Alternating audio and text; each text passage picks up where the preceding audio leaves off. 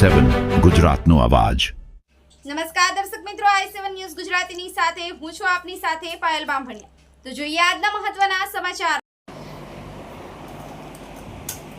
દાહોદ ભારતીય જનતા પાર્ટીની દાહોદની કચેરીમાં 9મી ઓગસ્ટના દિવસે ઘર ઘર તિરંગા ધ્વજ લહેરાવવા અંગેની જિલ્લા ભાજપના પ્રભારી શ્રી રાજેન્દ્રભાઈ પટેલના અને સ્નેહલ ધરિયાના અધ્યક્ષસ્થાને બેઠક યોજાઈ।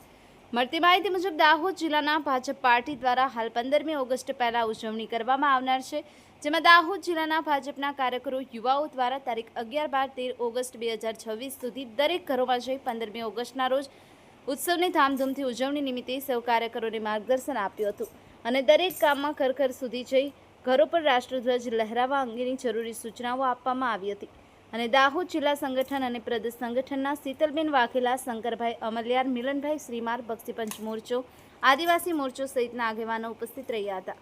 Bureau chief Kalubhai Damor, i7 news Gujarati, Dahod.